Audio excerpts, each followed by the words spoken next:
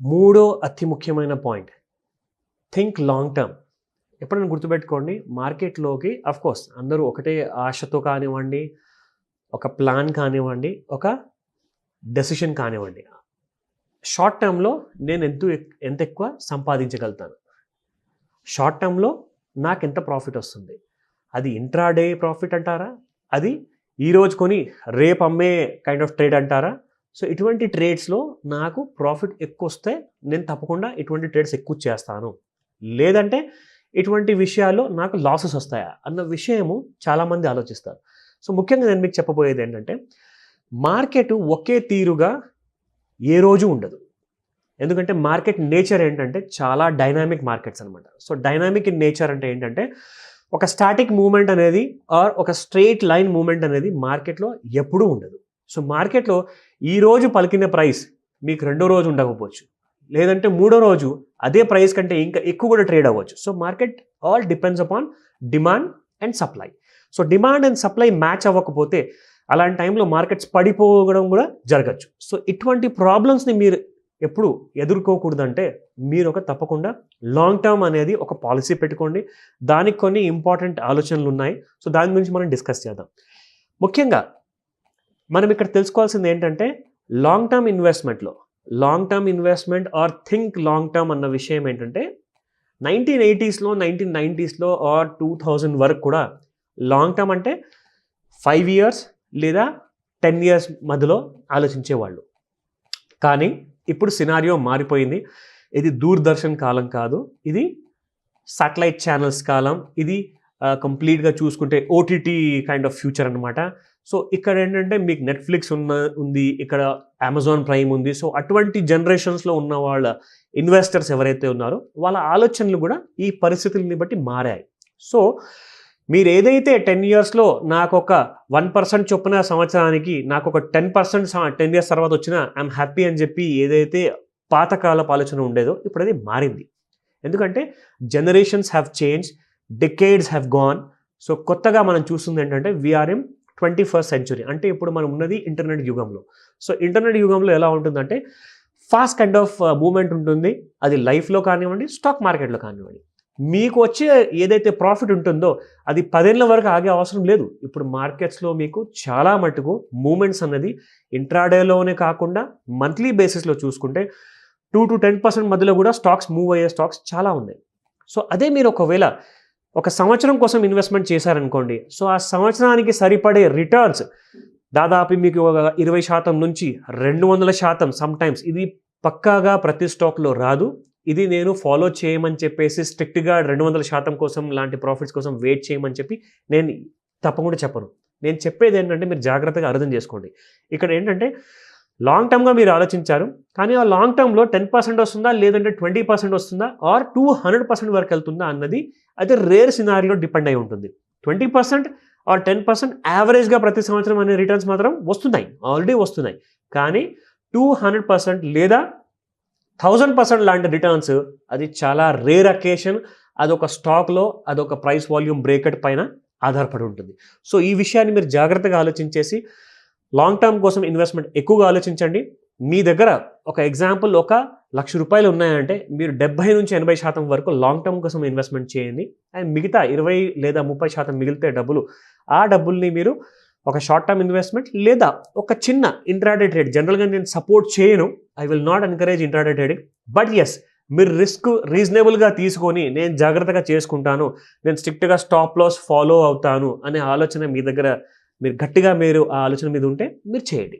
But 70 to 80% మాత్రం ఖచ్చితంగా మీరు లాంగ్ టర్మ్ గురించి ఆలోచించండి. చాలా మంచి రిజల్ట్స్ ఉంటాయి. దీనికి కారణం చెప్తాను, 2 కారణాలు. మీరు లాంగ్ టర్మ్గా ఒకవేళ ఇన్వెస్ట్మెంట్ చేస్తే మీకు 100% హెడేక్ ఉంటుంది, కానీ 1000% రిటర్న్స్ వచ్చే ఛాన్సెస్ ఉన్నాయి, మరి స్కోప్ ఉంది. అదే మీరు ఇంట్రాడేలో చేస్తాను అంటే ట్రేడింగ్, మీకు 1000% హెడేక్ ఉంటుంది, 100% ప్రాఫిట్స్ కూడా వచ్చే అవకాశం ఉండదు. సో ఆ విషయాన్ని గమనించండి. Next point, 4th, do not get emotional. మార్కెట్లో గత సంవత్సరం 2020లో మార్చి నెలలో లాక్డౌన్ అనౌన్స్ చేశారు సండే రోజున మన భారత ప్రధానమంత్రి. మండే రోజుకి మార్కెట్స్ కుప్పకూలి క్రాష్ అయిపోయాయి. ఇండెక్స్ చూసుకుంటే మోర్ దెన్ 10% ఫాల్ అవ్వడం జరిగింది. అసలు ట్రేడింగ్ ఆపేశారు. 9:15కు మార్కెట్ ఓపెన్ అయింది. వితిన్ ఫస్ట్ 1 అవర్లో 1 or 2 సర్క్యూట్స్ ఇచ్చేసేసి మార్కెట్ని ట్రేడింగ్ కంప్లీట్గా ఆపేశారు. ఎందుకంటే మార్కెట్లో ఒక ప్యానిక్ అనేది వచ్చేసింది. ఆ భయం, ఆ ఫియర్ ఫ్యాక్టర్.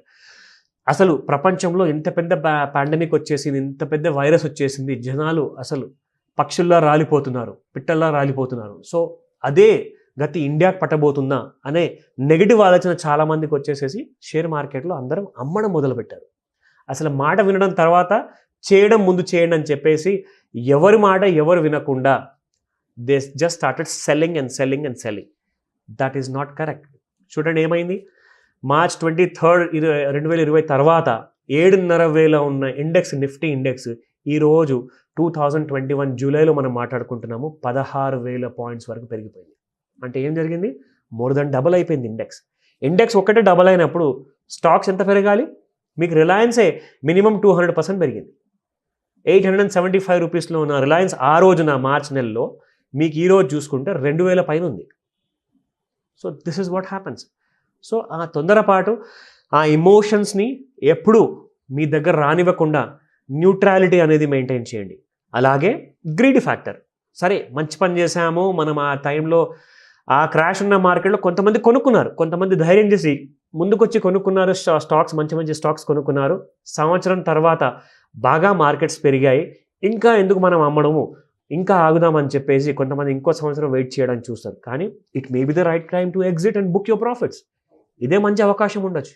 బట్ దాని గురించి మీరు మీ హోంవర్క్ చేయాలి. మీ రూల్స్ ఉంటాయి, మీ కొన్ని టూల్స్ ఉంటాయి, మీ కొన్ని స్ట్రాటజీస్ ఉంటాయి, వాటిని మీరు తప్పకుండా ఫాలో అవ్వండి. సో ఇమోషన్స్ అనే వాటికి ఓవర్ కాన్ఫిడెన్స్తో ఆ గ్రీడ్ మీకు తెలియకుండానే మీరు ఒక గ్రీడ్ ఫ్యాక్టర్లోకి వెళ్ళిపోతున్నారు. ప్రాఫిట్ ఇంకా వస్తుందేమో ఆగుదామని చెప్పే ఆలోచనతో. లేదంటారా లాస్ట్ ఇయర్లో అసలు మార్కెట్ జీరో అయిపోతాయి, ఎగ్జిట్ అయిపోవడం చాలా మంచిదేమో, నా కుటుంబానికి ఆ డబ్బులు అవసరం పడతాయి అని చెప్పే ఆలోచన ఉన్నవాళ్ళు చాలామంది ఈరోజు డెఫినెట్గా రిగ్రెట్ అవుతున్నారు. సో అలాంటి ఆలోచన ఉండకుండా ఉండేవాళ్ళే, నో ఇమోషన్స్ ఉన్నవాళ్ళే లాంగ్ టర్మ్లో ఎప్పుడు బెనిఫిట్ అవుతారు. అండ్ మీరు చూస్తున్నారు మార్కెట్లో బెనిఫిట్ అయ్యే వాళ్ళు కొంతమంది అయినా కానీ తప్పకుండా వాళ్ళు బెనిఫిట్ అవుతున్నారు. వాళ్ళు ఎలా అయ్యారు? వాళ్ళ దగ్గర ఎనీ కైండ్ ఆఫ్ రోబో లేదు, ఎనీ కైండ్ ఆఫ్ పెద్ద సాఫ్ట్వేర్ కూడా లేదు. వాళ్ళు వాళ్ళ డిసిప్లిన్తో అంత సక్సెస్ఫుల్ అయ్యారు. So this is what I would like to suggest. Next point, 5th point, diversify your portfolio, your funds, your money. Simple అండి. మనకి ఎప్పుడు చెప్తూ ఉంటారు ఇన్వెస్ట్మెంట్లో ఒక బేసిక్ ప్రిన్సిపల్ ఏంటంటే don't put all your eggs in one basket. అంటే దానికి అర్థం ఏంటంటే మీ డబ్బు ఒకే స్టాక్లో ఉన్న డబ్బు కాస్త పూర్తిగా ఒకే స్టాక్లో, ఒకే కంపెనీ షేర్స్లో ఇన్వెస్ట్మెంట్ ఆర్ పెట్టుబడి చేయకండి. ఎందుకంటే అక్కడ స్టాక్స్ సడన్గా పడిపోవడం మొదలుపెట్టింది అనుకోండి, వేరే సెక్టర్స్లో వేరే స్టాక్స్ పెరగడం మొదలు పెడతాయి. ఆ టైంలో you will be a loser. ఎందుకంటే మీరు పెట్టిన మొత్తం పెట్టుబడి కాస్త ఆ స్టాక్లో వెళ్ళిపోయింది. లేదంటారా 70-80% ఉన్న డబ్బుల్లో అందులో పెట్టేశారు, జస్ట్ మీ దగ్గర 10-20% మిగిలింది. దాంతో మీరు తిరిగి మీ లాసెస్ని రికవర్ చేయడం అంటే చాలా కష్టమైన పని. సో డైవర్సిఫై చేస్తే ఏమవుతుందంటే మినిమం ఒక 5 డిఫరెంట్ సెక్టర్స్ లేదా ఒక 5 డిఫరెంట్ సెక్టర్స్లో ఉన్న డిఫరెంట్ కంపెనీస్, అందులో కాస్త చిన్న హోంవర్క్ చేసుకున్న తర్వాత మీకు ఇంత సిగ్నిఫికెంట్గా ఎక్స్పోనెన్షియల్గా రిటర్న్స్, ప్రాఫిట్స్ వస్తున్నప్పుడు కాస్తంత హోంవర్క్ చేయడంలో ఎలాంటి తప్పు లేదు. డెఫినెట్గా మీరు చేసుకోవాల్సిందే. మీకు ఒకవేళ హోంవర్క్ చేయకుండానే ఎవరో ఇచ్చారు టిప్, ఎవరో న్యూస్లో ఏదో చెప్పారు, ఎవరో ఫ్రెండ్ చెప్పారు, ఏదో మెసేజ్ వచ్చింది అన్న నమ్మకంతో మీరు ముందుకెళ్ళేసి డబ్బులు సంపాదించారనుకోండి, అది ఫ్లూక్లో వచ్చిన మనీ. అది it's known as a fluke money. అది ఈరోజు ఏ కారణం లేకుండా వచ్చిన డబ్బు అదే ఇంకో రోజున వెళ్ళిపోయే ఛాన్సెస్ చాలా ఎక్కువగా ఉంటుంది. ఎందుకంటే మీరు ఒక హోంవర్క్, ఒక ప్లాట్ఫామ్, ఒక స్ట్రాటజీ ప్రకారం మీరు సంపాదించలేదు. జస్ట్ మీకు ఒక మార్కెట్ ఒక ఛాన్స్ ఇచ్చింది, మీకు ఆ డబ్బులు వచ్చాయి. సో ఆ పద్ధతి ఫాలో కాకండి.